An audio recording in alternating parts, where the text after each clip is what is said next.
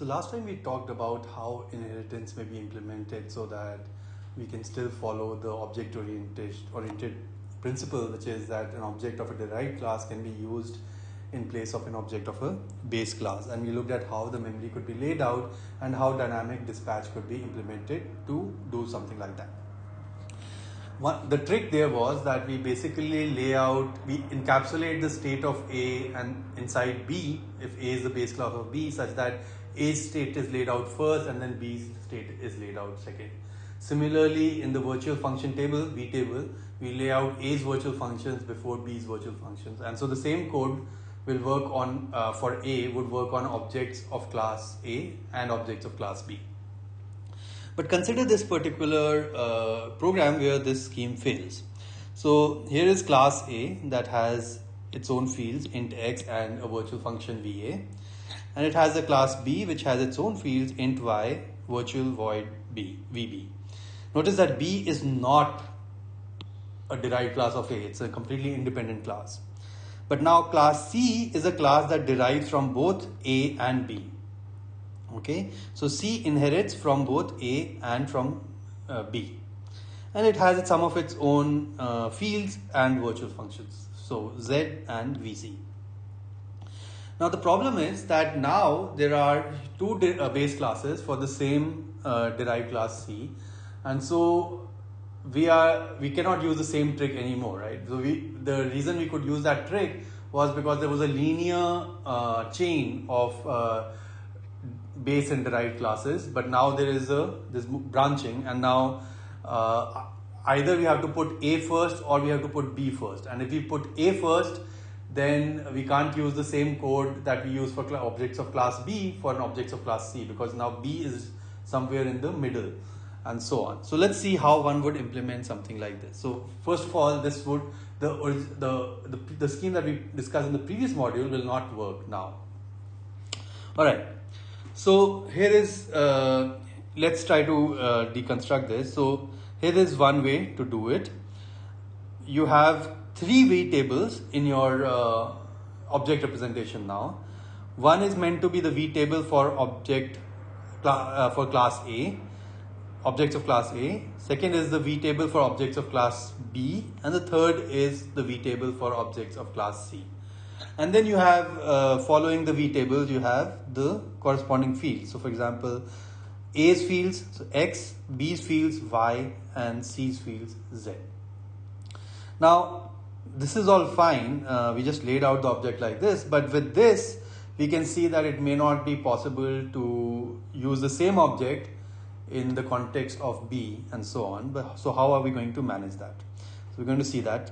The reason we won't be able to use B is because now B's V table is here. So this is B's V table, right? So this is what is B, and this is what is A. And so if I pass this object in the context of A's code, then it would still work.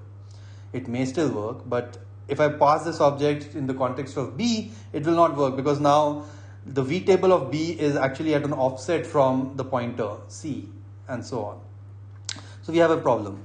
Also now, this time I have decided to have a separate V table for C. So C, this is C, but C without A and B, right? So anything that is not in A and B already, that is stored after A and B. So, okay, now let's say this is my object layout. Once again, this is only one of the possibilities. There could be other possibilities as well. Now this object is also pointing to a V table. So let's look at the V table. So the V table for A, for example, would basically have the virtual function VA, as you would expect, right? Because VA is A's function.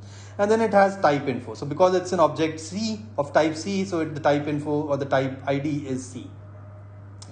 And then it has the top offset, which is 0. Now recall that the top offset is basically the offset from the pointers to the object, which is C, to the top of the object, right? So what does right now just assume that it is 0, but we're going to see what it means very soon. Why is it meaningful very soon? All right. Now that's for A. So because we have laid out the object A first, it's easy to understand how things would work for A. They will just remain the same as the case for single inheritance. But now when I look at B, then this is how B's V table is going to look like. So now I'm going to replicate the fields top offset and type info for B again, because I want that this object should also be able to work in the context of B.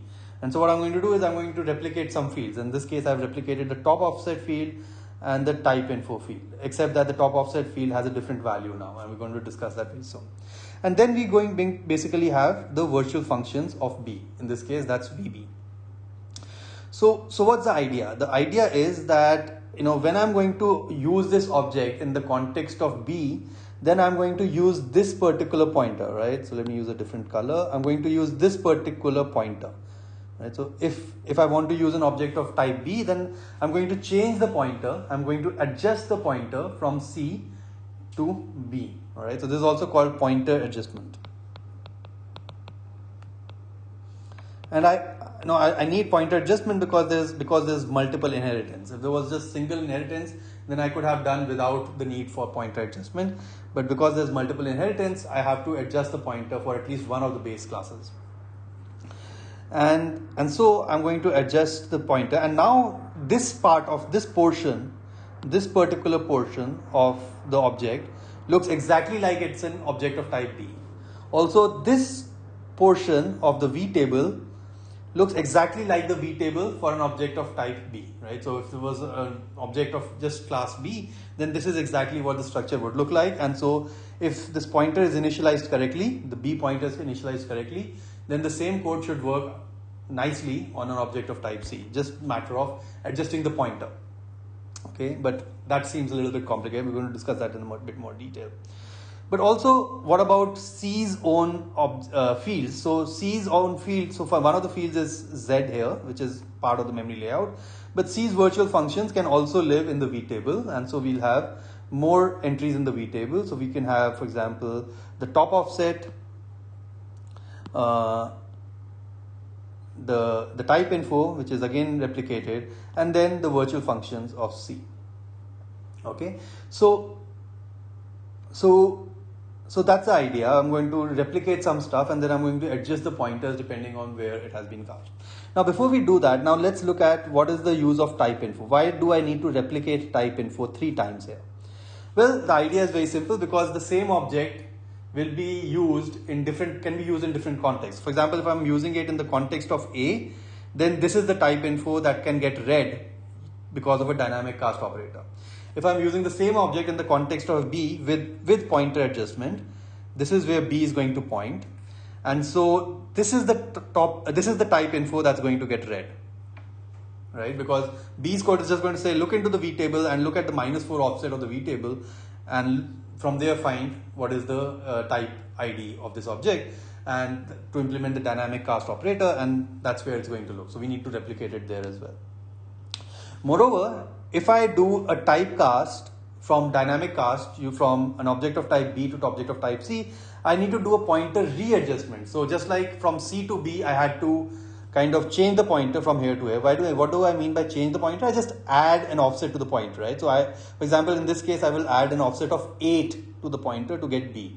That would be pointer adjustment in the forward direction from C to B. If I want to adjust the pointer back from B to C, how do I do that? Well, it's not possible to do that without extra information, and that's what the top offset information is giving you. It's telling you what is the offset to the top of the object as of type C, because it's type info C. And so from here, if I want to get back to the pointer to object C, what is the offset that I should use? Because the derived class could have been some other derived class, D, or maybe it could just have been an object of type B, in which case the top offset would have been 0. But in this case, in this example, the top offset would be -8 because the object is of type C. And so the top of the object is at an offset of -8 from the object B that's being used in the context of B. And so that's what -8 top offset means, and that's what the significance of top offset is, that we have been usually setting to 0 so far. All right, and finally there is a V table for C. So if I want to basically access a virtual function of C, say VC, then I need to index through V table the third v table, right? Now, I'm just having this as a simple design. In reality, most compilers would basically still merge this v table of C with the v table of A. So that's just, that would be a more efficient scheme, because you save 4 bytes to store an extra v table pointer, and also the extra type info and all that. But just for simplicity and ease of explanation, I'm using 3 v tables here. I could have done with 2 v tables here as well. All right, so with a v table, now once again, I have the type info, and just in case I want to know what is my top of the object from here, from this v table, so I'm using the convention that the top offset is the offset of the top of the object from the v table pointer.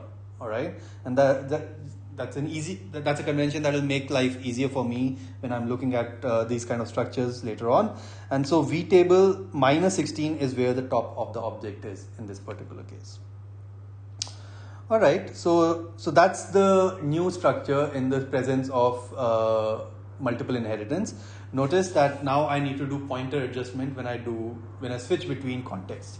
So let's understand how we're going to switch between contexts. Let's say I write code like this. So I say A star A equals C. What will be the code generated for this? Well, the code generated for this would be actually not very different from the case of single inheritance. I'm just going to, whatever is the pointer value for C, that's going to go to A. So this A will be equal to C, right? So the value of the pointer value for A and C would be same. And the code that was supposed to work for A would also work for this pointer, because everything is laid out as though it is A, because these are the first few fields of the A's memory layout, and this is the V table of A's memory layout, right? So everything works nicely for A. Now let's take a different case. Let's say I ask, what is the code that should be generated for B star B equals C? Now in this case, I want to convert a pointer to the objects of class C to a pointer to an object of class B. And it's not just okay to use the same pointer. I need to do pointer adjustment, as we just discussed. And so what I'll need to do is I'll need to add 8 to the pointer C, and so what I'm going to get at the assembly level is that B will be equal to C plus 8. All right, and that's what pointer adjustment I'm going to do. And once I do B is equal to C plus 8, I'll get a pointer somewhere here, and this is where B is going to point. And now this whole thing looks like a B, and its V table also looks like a B. Right? And there is a type info which can be used for dynamic cast, and also the top offset which can also be used for dynamic cast. Right? So if I, for example, want to dynamic cast back to C, then I'm going to first check whether it is actually a C object or not. I'm going to see yes, it is. And then I'm going to add the top offset to get back to my C object. All right. I should also point out that maybe these fields are redundant, right? So I've simplified things by using 3 V tables, and maybe some of these fields, like the top offset from the V table of C, is redundant, while I still need the top offset from B. But that's okay. All right. Finally, okay, then we have C.VA. All right. So how do I implement C.VA? So C, in this case, the compiler knows that C is an object of class C. So it can just, decide that, okay, C, I know where is VA living in C's structure, in C's memory layout. So where is VA living? I know that VA lives at an offset from the first V table. Because I'm in the context of C, I know that there are 3 V tables, and I also know that VA lives at an offset from the first V table, at an offset 0 from the first V table. So I'm just going to dereference the first V table and dereference the first 0th offset there, and I'm going to get the value of VA. All right. Similarly, how do I implement C.VC? Now in this case, once again, because it's in the context of C, the code would know that, look, VC is actually at 0 offset from the third V table. So it's going to actually index through the third V table, and at offset 0, it's going to find VC. All right. Okay. But then how do I implement C.VB? Okay, that's also easy. Now this time I'm going to know that it's again in the context of C. So the code should know that it's a context of C. In the context of C, VB lives at an offset from the second V table. So I'm going to go through the second V table, and at an offset 0, I should expect to find the pointer to VB. Okay. Now, how about this code? If I say B star B equals C, so I first convert C to a B and then I call B dot VB. Okay. So now this VB is being called in the context of B and not in the context of C. So first of all, when I use B star B equals C, what I'm going to get is I'm going to get a pointer B that is at an offset. So I'm going to have pointer adjustment to get B at an offset of 8 from C. And then I'm going to call B dot VB. So inside, now this is being called in the context of B. So I'm going to just look at the only V table that B is supposed to have, which is this one. And then I'm going to look at an offset 0 from this V table, which is going to be this particular value, and then I can call it. So far so good. This should work nicely. Okay, so fine. But now here's another complication. What if VB has been overridden by class C? So that's our next case. So what if class C also defines a virtual function VB in addition to its own virtual function VC, and it's the overridden version. So let me just try override here. Right. So VB has been overridden by C. All right.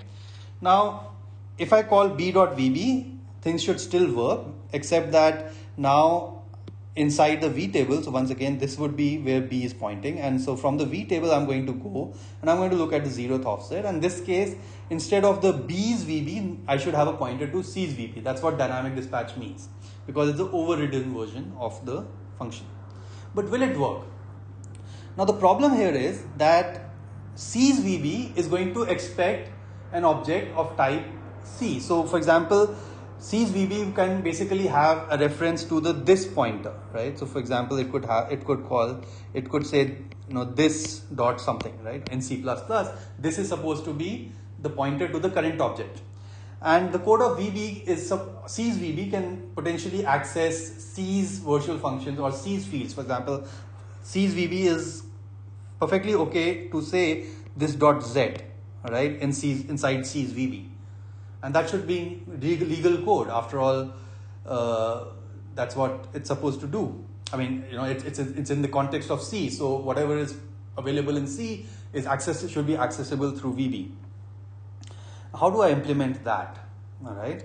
So it's actually not an issue, because I could have just said that in the case of single inheritance, I could have just treated this B pointer as C pointer and things would have worked. And I could have just looked at it in the context of C.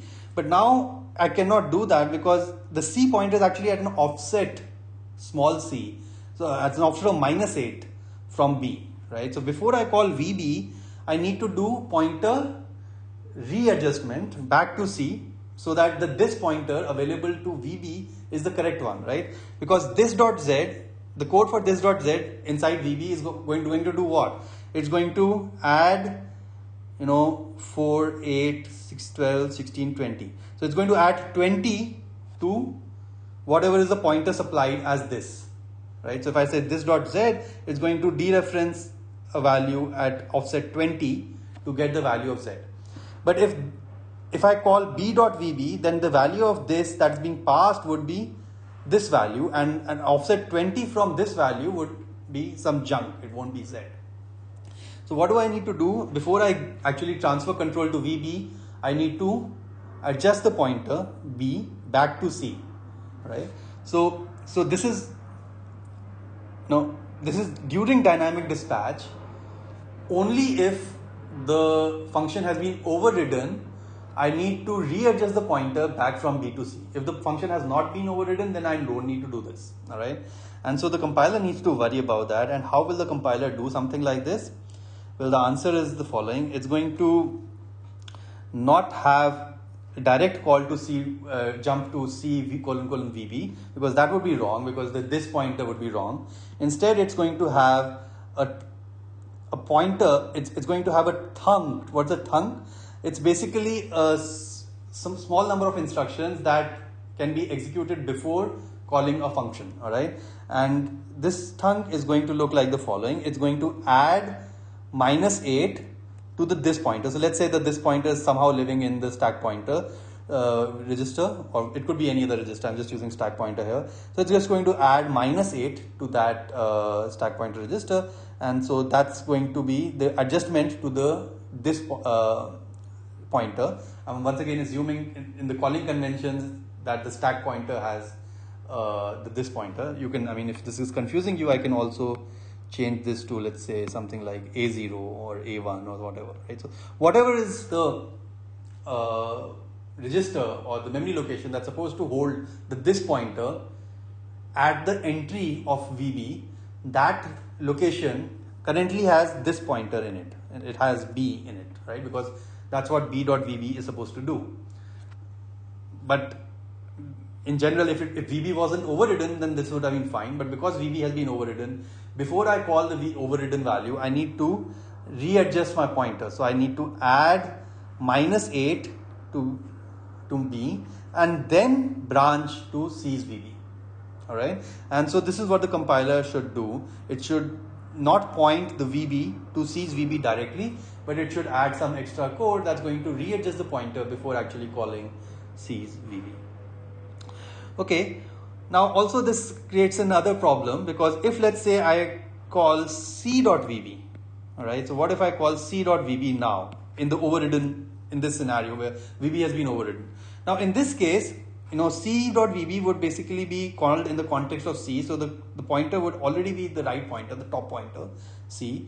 And if I just look at the V table and look at the 0th offset, then this is what I get. But here I'm unnecessarily doing a readjustment. Here I didn't need a readjustment because I already have. So for C.VB I don't need a readjustment, while for B.VB I need a readjustment.